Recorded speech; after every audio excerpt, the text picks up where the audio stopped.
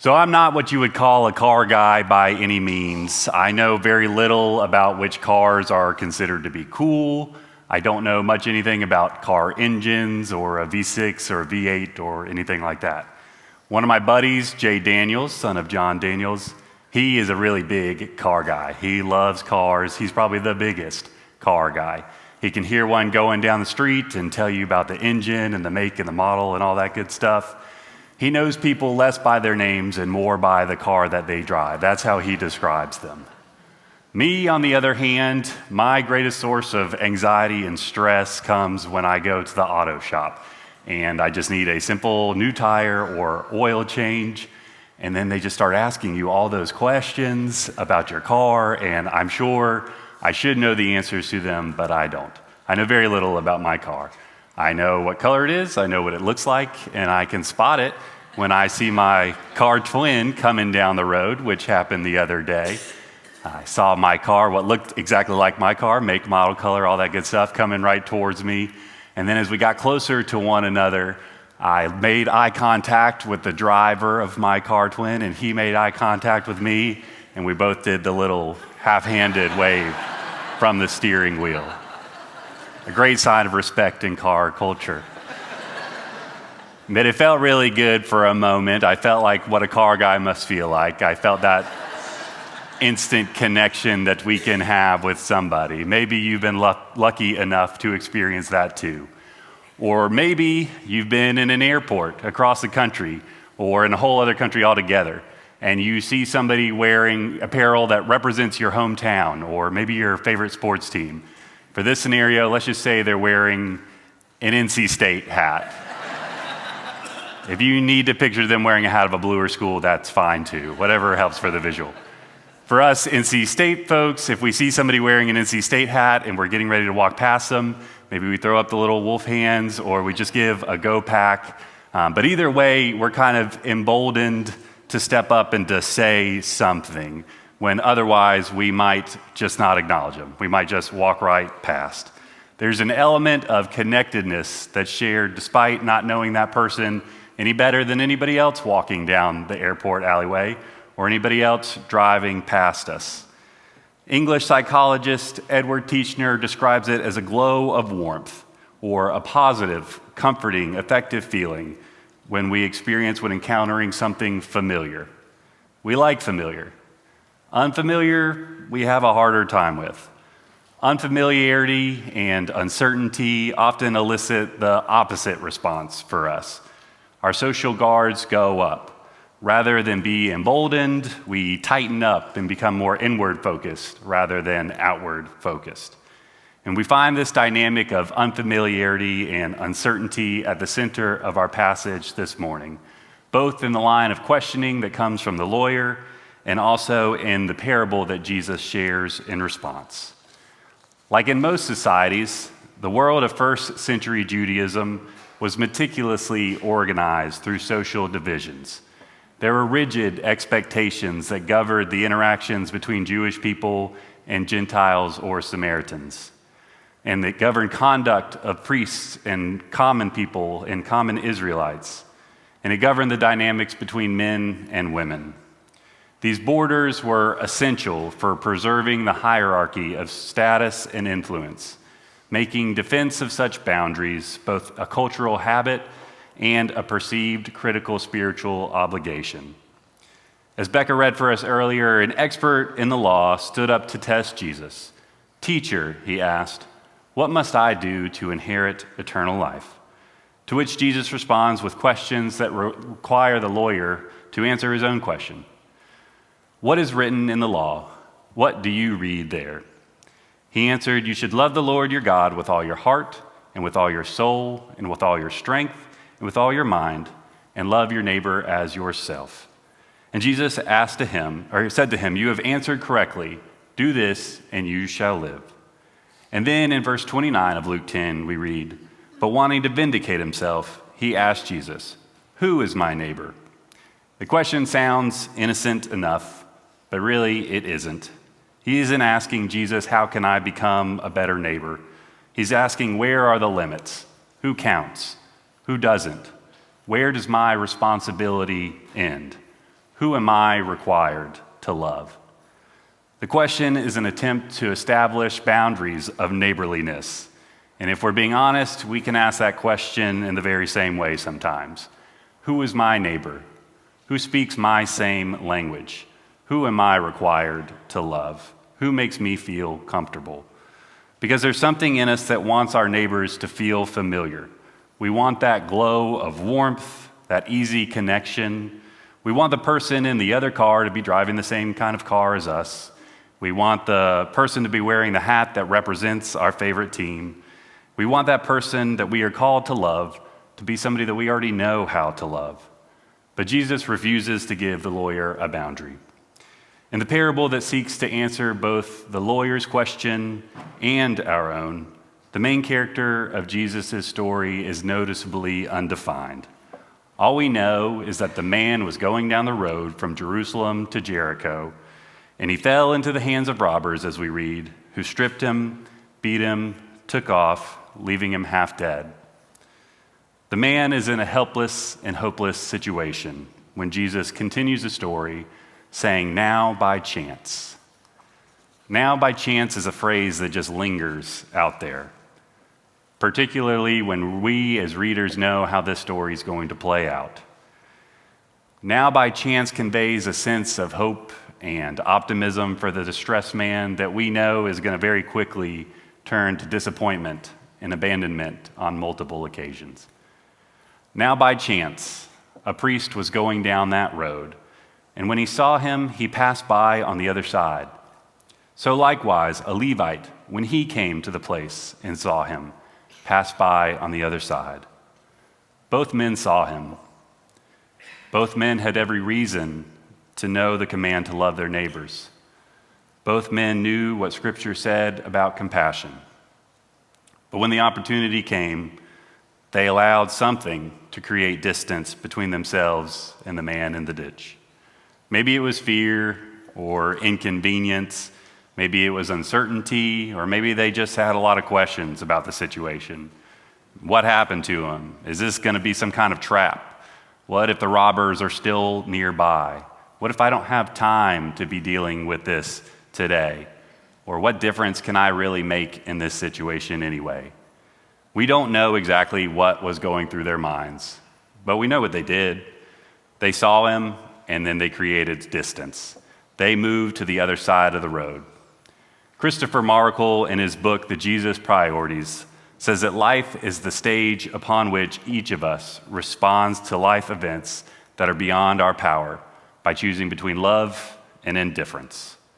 By chance, the priest and the Levite both found themselves on this stage, and for one reason or another, they chose indifference.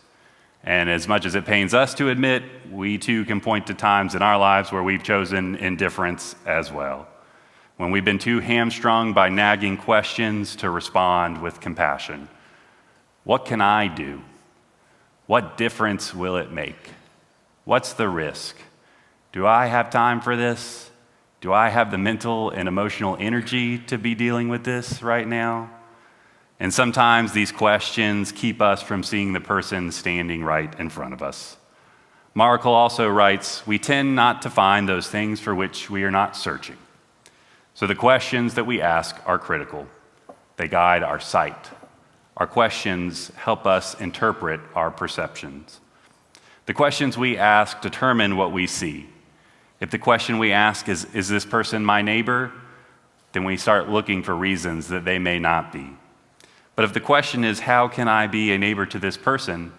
Then we start looking for ways to love." And that's where Jesus' story takes us. The Samaritan, who's the unlikeliest of candidates to be seen as a neighbor in the eyes of the listeners of the parable. Samaritans were regarded as unclean people. And so by depicting the Samaritan as the hero of the story, Jesus is demolishing all boundary expectations. Social position, race, religion, region, they all count for nothing. The man who's lying in the ditch, helpless and hopeless, from whose perspective the story is told, will not discriminate among potential helpers. We read that the Samaritan was moved with compassion. He went to him and bandaged his wounds, treating them with oil and with wine. Then he put him on his own animal, brought him to an inn, and took care of him. The next day he took out 2 denarii, gave them to the innkeeper, and said, "Take care of him, and when I come back, I will repay you whatever more you spend."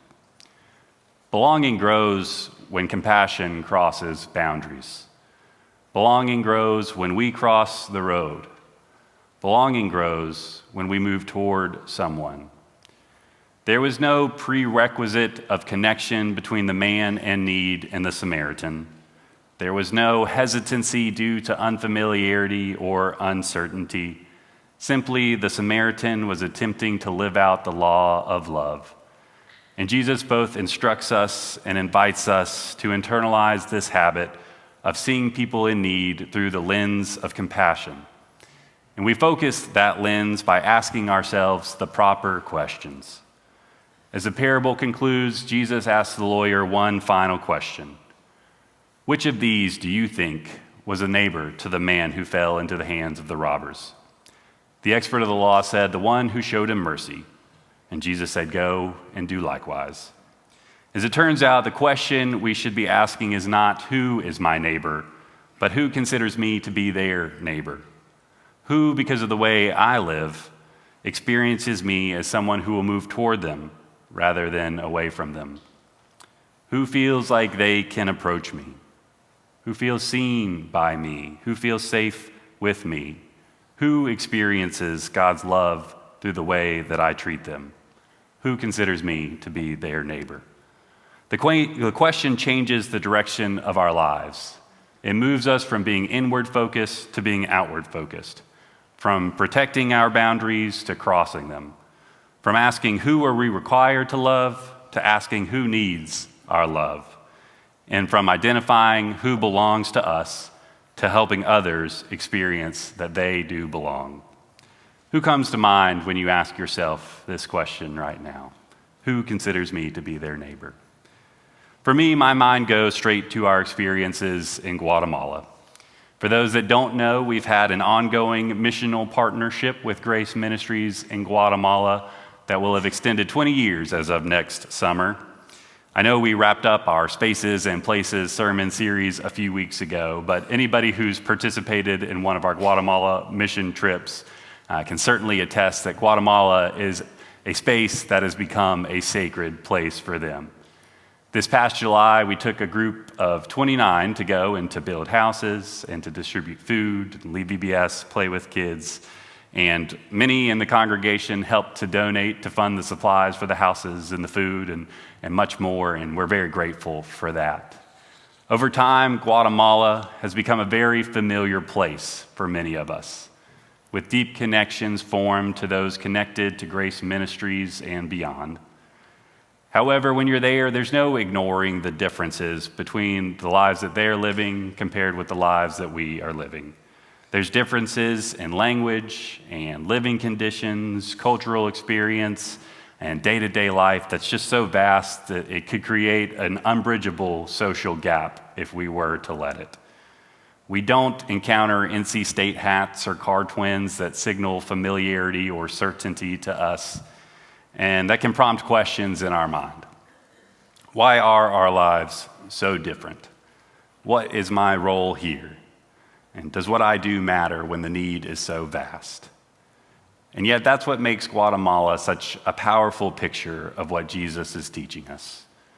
When we are experiencing the joy of playing with the children or getting to know the homeowners and hearing their stories, it is deeply clear that they are our neighbors. And our hope is that through the way that we show up, building houses, sharing food, playing with children, listening to stories, singing and praying and experiencing the love of Christ together, that they might come to know us to be their neighbor as well and to consider us to be their neighbor too. Because the goal isn't simply to build a house or to distribute food while we're there. Those things matter, they matter deeply, but underneath all of them is something more fundamental. We're learning to see one another as neighbors and to learn what it means to belong to this world together.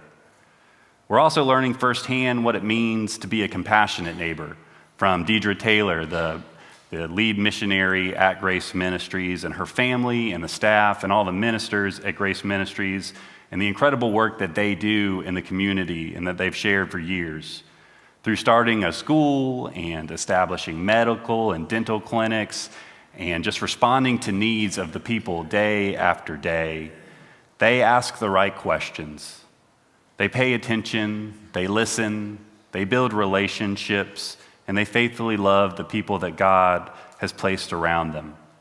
Their example has taught us that compassion becomes a way of life when we're willing to see our neighbors and to know our neighbors and to walk alongside them. And our hope and prayer is that Grace Ministries would consider First Baptist Church to be a neighbor as well. And shouldn't that be our hope for everyone that we come into contact with? That we would learn to know them and to love them in a way that they would consider us to be their neighbor too.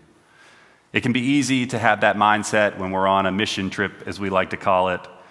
Crossing borders is a little more on the forefront of our minds when we're literally crossing borders. And yet, to think about it in our day-to-day lives, it can prove to be a little bit more challenging. When we've got our people to go see and our things to go do, much like the priest and the Levite, we can default to choosing indifference over love. It's a shift that requires intentionality and a conscious decision to ask questions of those walking past us, ask different questions than the ones that we might already be asking. It reminds us that belonging to the world means finding connection with those right in front of us, and to recognize the people that we might be choosing to move away from, and recognize the times when we're using the word neighbor as a term that closes doors rather than opens them. Jesus isn't giving us a formula for deciding who is inside our circle of concern.